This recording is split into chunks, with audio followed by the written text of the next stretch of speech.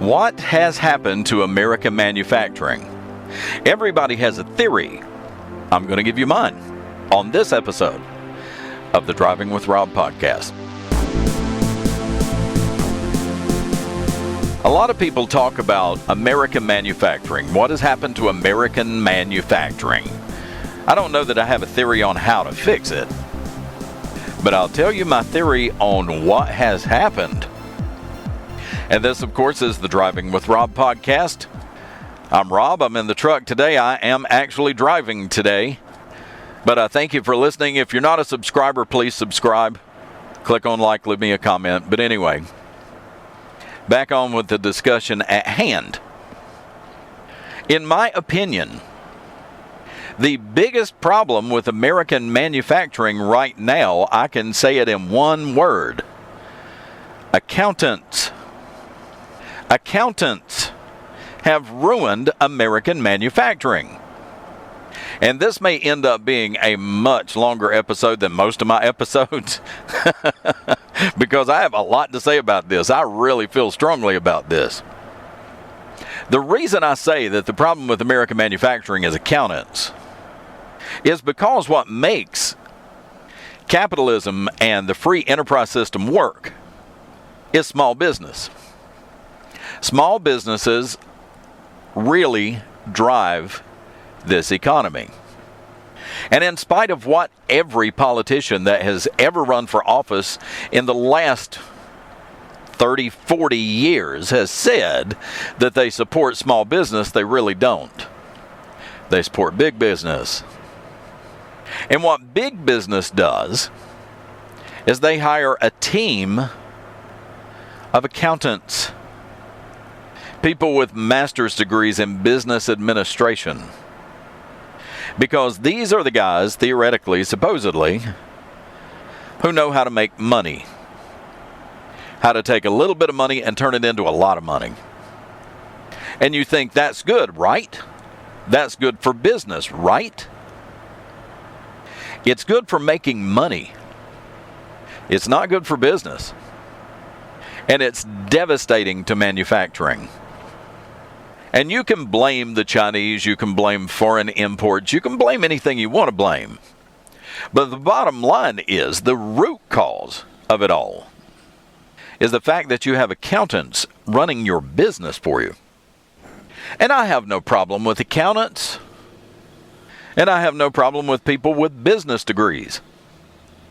We need those people to handle our money, to handle our finances, to help deal with the tax codes and to take the best advantage we can of the tax codes. But the tax codes, that's a whole nother discussion. The federal government right now is, they've already done a couple of stimulus packages to help stimulate the economy, to put money back into the hands of people. See, my opinion is, if you really want to boost the economy, stop taking money out of the hands of people in the first place, and then you don't have to give it back.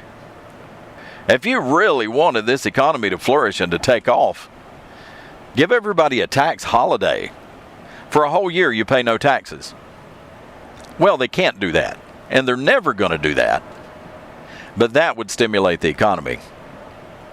Ever since W-2 forms and taxes withheld from your paycheck, automatically, people have lost touch with how much money they're actually giving the federal government, and the state government too, for that matter. But anyway, that's just a rabbit trail I went off on. We need accountants. We need people with MBAs to handle our finances, because the tax codes are just so outrageous and ridiculous when it comes to what you can deduct, what you can't deduct. And it's cheaper for these corporations to have a team of six-figure income business majors than it is to actually pay the taxes. So you hire half a dozen tax experts at $100,000 a year, and it's still cheaper than paying the taxes, because they know how to work the tax codes. And the rest of us really don't know the loopholes, and it's not just that. For most of us, we won't save enough money taking advantage of the tax codes to make it worthwhile to hire somebody to study our finances and to get us the best deal on taxes. But if you're paying millions and millions of dollars in taxes, then yeah, you want to get that number as low as you can, or that percentage as low as you can. But anyway, we need accountants and CPAs and business majors to handle the finances. The problem with manufacturing comes in is when you let them run the company. When your day-to-day decision making comes down to what does it look like on a spreadsheet. That is the root cause of why we're losing out to foreign countries when it comes to manufacturing. Now, we haven't completely lost. It's not all completely gone, but it's going away. And it has been going away for decades. And the reason for it is when you put number crunchers in charge of the day-to-day operation of your business, they're always looking at the bottom line. How much money can we save if we do this? How much more money can we make if we do that? If we could increase our profit margin by 10%, well, all of a sudden, $1 million becomes $10 million. It's all about the numbers. And everybody knows, or everybody should know, that one of, if not the largest expense in any corporate operation is benefits and salaries.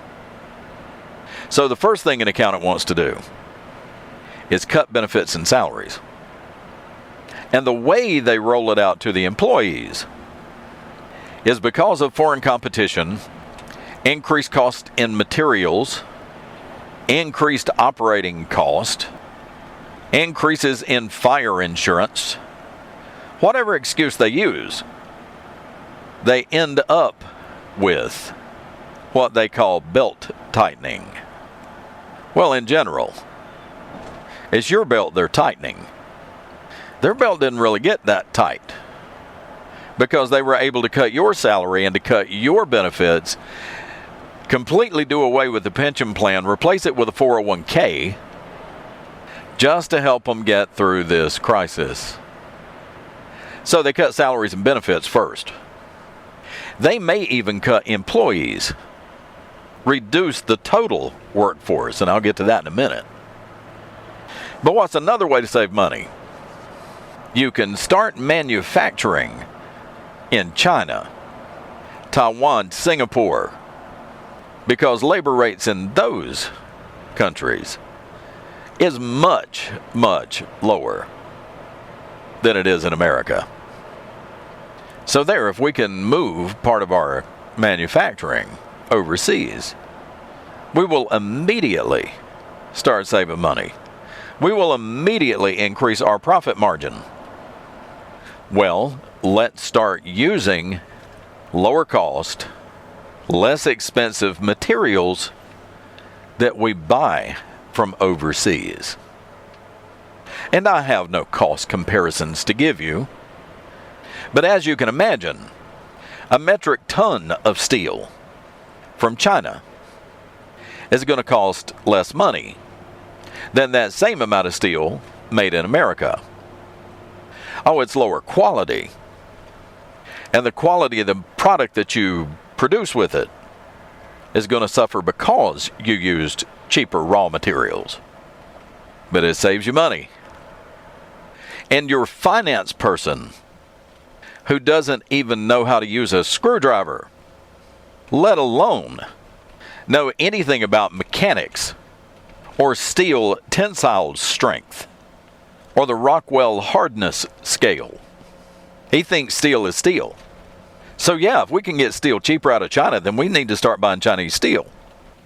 And if the quality of your raw material is inferior, well, of course you're going to make an inferior product with it.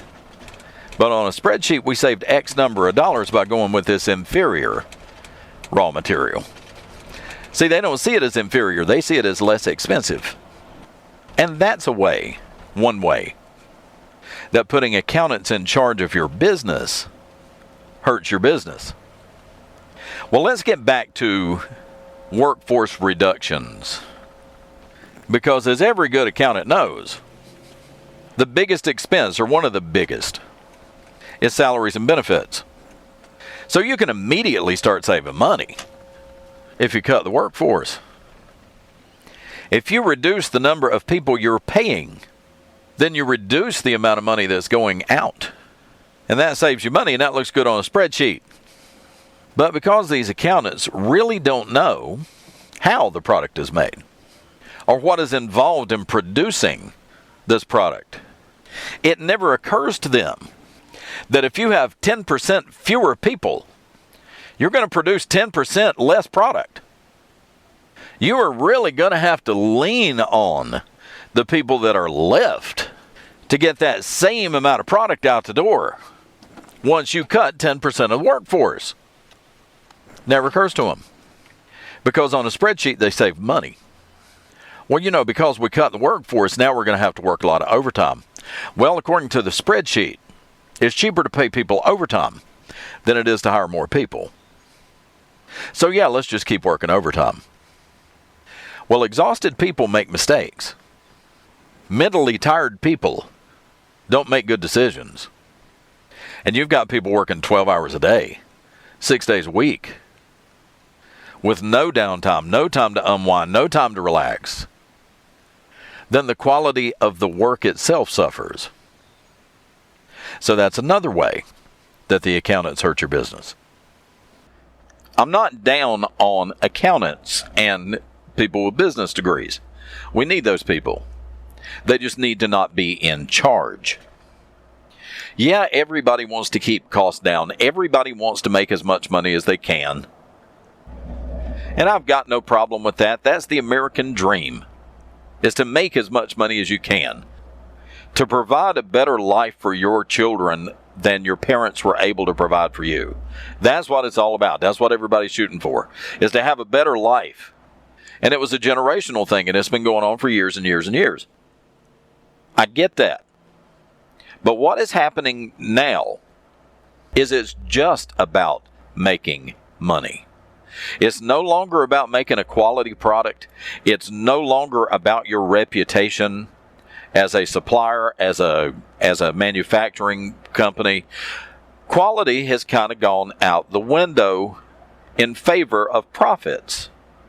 And it has cost American jobs. It has cost American leadership in the world in technology and manufacturing, because we have let the number crunchers call the shots. I want to tell you a story.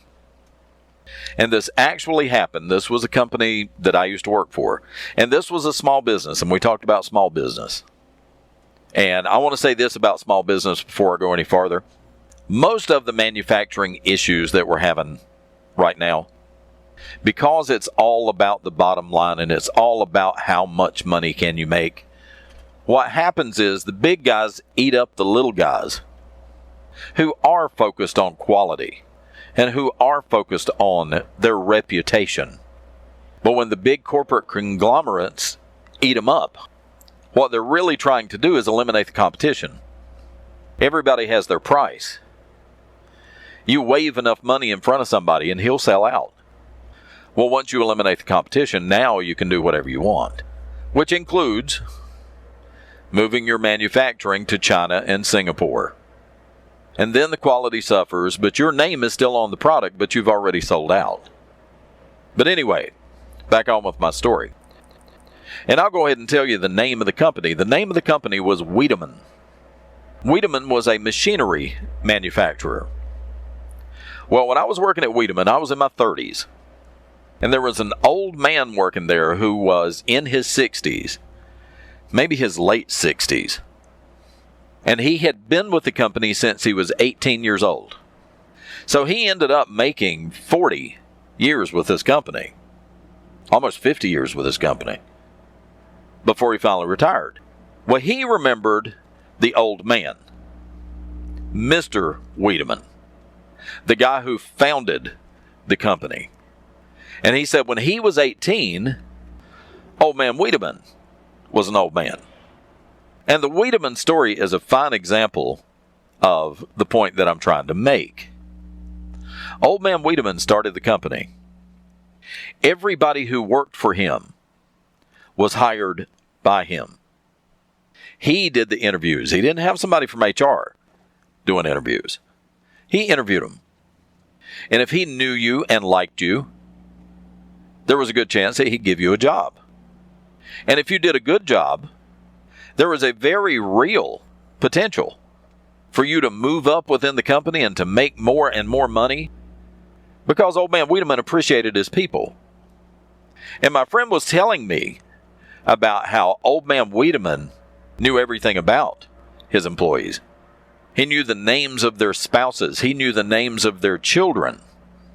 If your aunt was in the hospital, old man Wiedemann would go to the hospital and take her flowers because he cared about the company. He cared about the product he was making. The product had his name on it. And he only hired people he could trust and people he liked. And he gained a reputation for his product as a quality product. If a customer had a problem with a product, one of the machines, old man Wiedemann himself would give them a call or show up in person and make it right, because his name was on the product and his reputation depended on that product. And he was going to make that product as the best he could make it and make sure all his customers were happy with the product that he made. So he invested in his people, personally and financially. Well, many years passed and Junior took over the business. Well, because Dad owned a business and he knew that one day he would inherit that business. He went to business school. And when he took over, the most important thing to him was growing that business and making that business as successful as possible to make Dad proud and to carry on the tradition. Well, over time, he turned that business into a very lucrative business. And he got the attention of the bigger machinery manufacturers. So he, as most smart businessmen do, entered into a corporate arrangement with one larger manufacturer after another so that he could continue to make his business more and more successful. So Wiedemann became a division of Warner and Swasey. It became a division of Kearney and Trecker. It became a division of several different companies over the years. But with Wiedemann Jr. at the helm, in charge, still making the decisions for his division. But he made it so that he had the strength and security of the larger company and was able to expand research and development and was able to produce machinery on a much larger scale and ended up employing hundreds of people. Well, when you employ hundreds of people, it's very hard to keep that personal touch with your employees. So he had an HR department, because when you have that many employees and all the governmental changes in the tax laws, liability insurance, and all these different things that come with having a large workforce, he had to hire people to handle it for him. So he added an HR department and a financial department. Well, under pressure from the larger corporate entities that they were now a division of, their financial people and their HR people were calling the shots more and more often. We need to go with lower cost suppliers. We need to go with subcontractors. We're spending a lot of money making this very small component. It's better if we just buy that component from another company because we can buy it cheaper from them than we can afford to make it ourselves. So the components start coming from overseas. Cheaper material means more profit. We have to increase profit margins. We have stockholders now. All the stockholders care about is making money. See, their name's not on the product. Their reputation is not based on whether or not they make a good profit. They're just on the board of directors. All they care about is making money. So the quality started to suffer. A little. Not terrible. But the machine failures now were acceptable. Every product we make has a warranty. If it fails, we will just replace it.